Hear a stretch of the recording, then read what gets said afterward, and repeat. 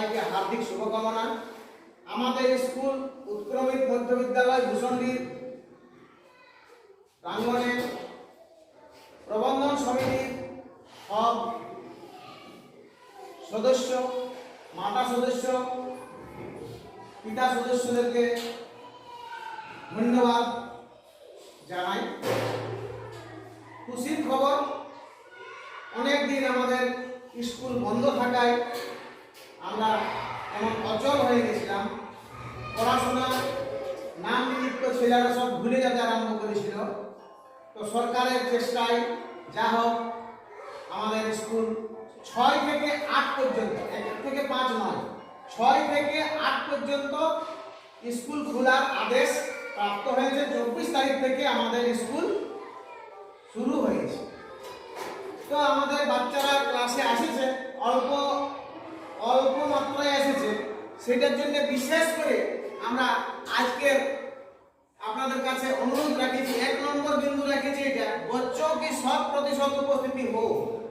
বাচ্চারা স্কুলে সবাই আসবে। যদি আমাদের স্কুলে 50টা ছেলে আছে তো 50টা ছেলেই আমাদের স্কুলে আসে রোজ। এটা কখন হবে? যখন আপনারা চাইবেন, যখন আপনারা পাঠাবেন ছেলেটাকে সাজায় গুছায় সাফ সুতরা করে, তখনই সম্ভব হবে। আমরা আসবো সময় মতো, ঠিক আছে। স্কুলে বাচ্চা আসে গেলে আমরা ওদেরকে পড়াশোনা করাবো। অনেকদিন পড়াশোনা হয় নাই, সেটা পড়াশোনা ভুলে গেছে।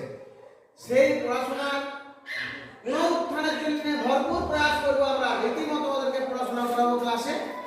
প্রত্যেক দিন সময়কে বিশেষ নষ্ট না করে ছেলেদেরকে প্রত্যেকটা ক্লাসে প্রত্যেক দিন নিয়মিতভাবে পড়াশোনা করাবো। আপনাদের সহযোগ চাই, আপনারা সহযোগিতা করুন।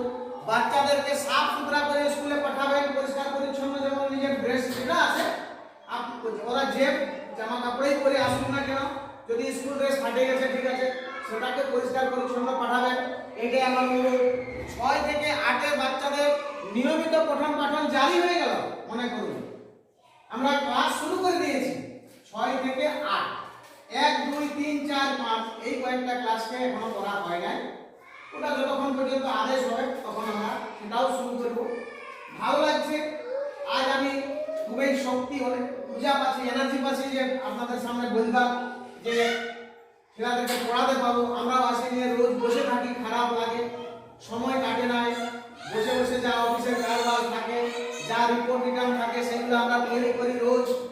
আর নিয়মিত খাতা সারাসারি করে আমরা ঘরে যাই।